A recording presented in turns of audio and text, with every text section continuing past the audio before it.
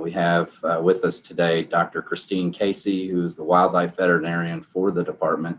Dr. Casey will be giving us an update on the unexplained bird illness and the department's investigation. So we had an update about a week ago. And maybe, Chrissy, if you want to start us off and just maybe recap, where we've been and any new information that you might be able to share for those of us, for those who are on the call today. Sure. So we've basically had an opportunity. It's been open for a couple of weeks, the online reporting system, since the 18th. And so we've had a chance to go through the vast majority of those reports. As of this morning, there were 1,400. When we did our analysis, we kind of ended it on the 30th, just to kind of do by a month. And so that was about at 1,200 reports. Of that, that is definitely an overestimate, and it's catching a lot of the baseline mortality. When we looked at it closer and reviewed all the reports, we're thinking there's closer to about 250 of those that are actually suspicious and consistent with like a case definition.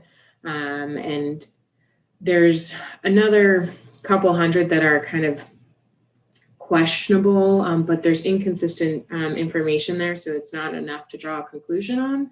So right now we think there's about 250 suspicious reports. There's, of those, about 18 counties are possibly affected by this. 6 appear to be have multiple reports from them, and so those are 3. So there's the 3 that we already knew about, Jefferson, Kent, and Boone. There's an additional 3, which is going to be Bullitt, Campbell, and Madison, that we are also recommending people take down their bird feeders in. So in those 3 counties, we're recommending that. I mean, and certainly this is just a precaution. Like, we don't have any updates in terms of what is actually causing this. But at the time, I mean, we're recommending, as a precautionary step, taking down the feeders, because feeders do congregate animals and can increase the transmission of pathogens in general. And so it's a possibility that it could be spreading that way, and we just want to cover all our bases. So certainly, if you're in a neighboring county, you can take down your bird feeder if you feel that's necessary. Let's see, there's still the primary species that are still affected are going to be the same as the blue jays, the grackles, starlings, and robins. There does seem to be skewed towards juveniles. We've had some reports of adults, but the vast majority do seem to be juveniles. Same kind of lesions, those crusty eyes, and some neurologic signs. I think. What else did I want to? Okay. So I think those are right now the main updates are the 3 new counties, the 250 reports that we believe are related to this. And really just going forward, we're going to keep on monitoring. If you live in those counties, taking down your bird feeders is recommended. We're hoping that people will wash their bird feeders, so cleaning them out using good hygiene practices, the 10% bleach solution for cleaning bird feeders and baths, and then also wearing gloves and protecting yourself, washing your hands. So good hygiene practices. I think those are my main updates. Let's just double check my list. Yeah.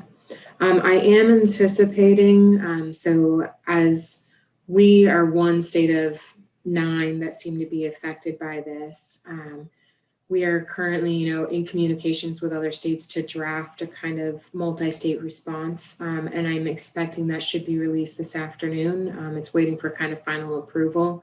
On that, the main thing that will include is going to be a rule-outs list of what we can definitively say we haven't detected. And so that should come, I'm hoping, later this afternoon, so we'll at least be up for the weekend. Worst case scenario will be up early next week. I guess, and with that, I can take questions. Or Kevin, if you think there's something I missed. We'll open up to questions. I'll just circle back real quick.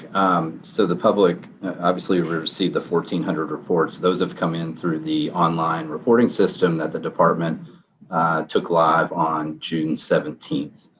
So we're still asking the public to submit reports online using that system. That information is on the department's website, fw.ky.gov. But other than that, Chrissy, I think you covered it pretty well there. Yeah. Go ahead and take questions. Let me ask you a quick clarification question real quick, if you wouldn't mind. You said 1,400 bird illnesses were reported, 250 were actually suspicious. Is that right? Or clarify that for me. So the 1,400 reports are going to be either deaths or illness.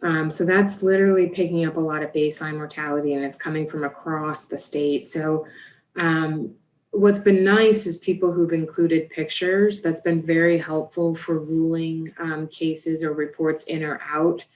Sometimes when I see a picture, I can clearly tell there's trauma evident, meaning like they probably hit a window. So that's like bird strike.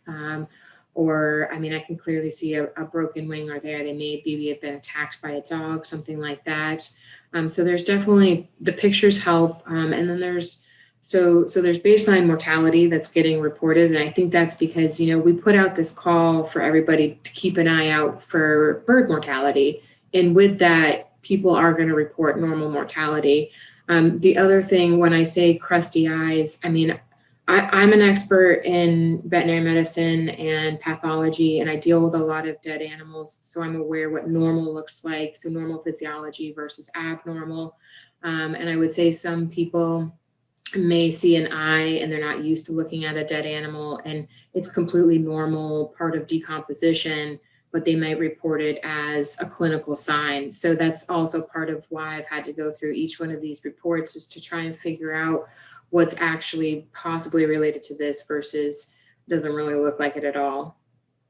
There were 250 suspicious reports that could be linked to this mysterious illness. Yeah, that seems highly suspicious. So I kind of went through and categorized them as highly suspicious and then kind of a low suspect. Wasn't enough data to really push me over the edge to consider it high suspect, which a couple hundred reports is pretty consistent with the other states. I know Virginia's got a couple hundred. Some of the other states are reporting a little bit less. But again, I think it's also going to depend on their reporting method. When we open up an online reporting system to the entire state, you're going to get more reports. One more question and then I'll shut up. As far as humans go, you know, I think a lot of people, when they hear mysterious illness involving birds, they think bird flu. Even though you guys aren't exactly sure what this is there some kind of risk, do you think, to human beings who may come into contact with these birds? I mean, we're recommending using good hygiene practices, because that's honestly one of the best policies. Is washing your hands, wearing gloves is probably one of the best protections you can do. But in regards to like actual risk to humans, it's pretty low is what we're thinking. There's been no reports of human health issues or illness related to this. So right now it's unlikely that it's impacting humans or other domestic animals, which is kind of consistent with disease principles in general. So most of the time pathogens tend to be pretty host specific. So it would be kind of abnormal for something to jump from, you know, like a mammal to a bird or from a bird to a mammal. And not to say it doesn't happen. I mean, that's what avian influenza is. But that doesn't seem to be the case right now.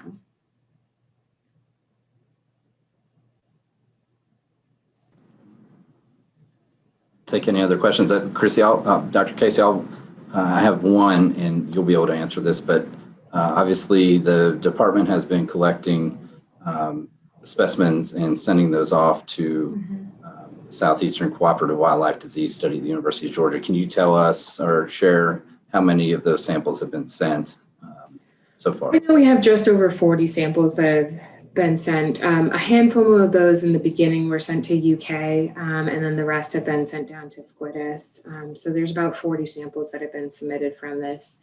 We're still, you know, obviously with the holiday weekend, that will probably slow things down. But right when we get back, you know, every day we've been going through the daily reports in the morning and trying to identify reports that would be worth following up on. So that's something where we think it died recently, and if the carcass is available, we would collect it and send it off. So again, the pictures have been worth 1,000 words. I mean, some people have gotten these amazing photos of blue jays with very crusty eyes, and it's like, it's very clear that that is what we're looking for. I mean, other times, what I would say is I think people have a different concept of what fresh is. If an animal has been out there for, in this type of heat, more than 24 hours, it really decomposes very quickly, and then all the little insects and other critters out there get it. So what's a bummer about that is you lose diagnostic viability as it goes on. So essentially, I've gotten a few samples where it's been laying down on one side and the ants have eaten out the eyes. Since the eyes are one of the main features we're looking for, if it's missing one, that really decreases how much testing we can do.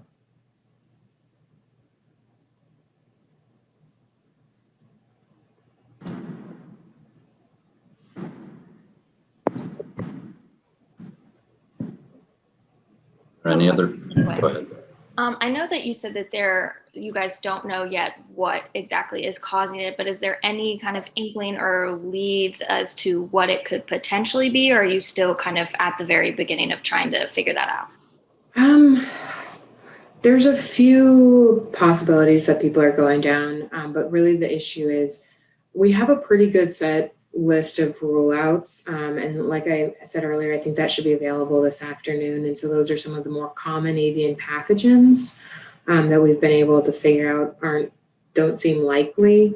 So now we're having to go down those. So in veterinary medicine, we call them looking for zebras, which are like those oddballs that don't come to mind immediately. So there's a little bit more of a long process with that. So I mean, there's still ongoing diagnostics, some including, we do bacteriology, so that, or microbiology, virology, parasitology, and toxicology. So there's still multiple diagnostics being performed on these tissues. But I do think we've come further than we were originally. But just at this time, I can't give you that list of rule outs because I have to wait for the final approval, because we are working collaboratively with the other states. And so it's important that, we all respect each other and not get ahead of each other and wait for our approval. Thank you so much. If there's any new information, we'll be sure to get it on the website as soon as possible. So there is a dedicated webpage devoted to the bird illness and updates on this. So there is an update to pass along. We'll post it there. We'll also make notice and make mention on social media, our social media channels as well. So Facebook and Twitter primarily. Yeah, and I would say, I mean, I keep checking my email a couple minutes to make, have they said anything yet? Are we? So certainly, I promise I'm trying to get this out to you guys, because I understand, at least from the public's perspective, how frustrating it is not to have these answers. And we'd like to provide some information so people can, start to rest at ease that, we've looked into this and we're trying our best.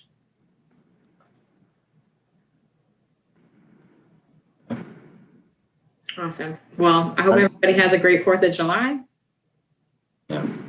Oh, and P.S. I will note, just so you know, fireworks can cause mortality events in birds because the big booms will scare them at night and birds will fly off their roost. So hopefully that won't happen, but there could be a peak right after the 4th. That is a common thing. There's been many stories reported on bird mortalities after the 4th of July. All right. Thank you, guys. Awesome. Thank you very much. Bye, guys. Thank you, Dr. Casey.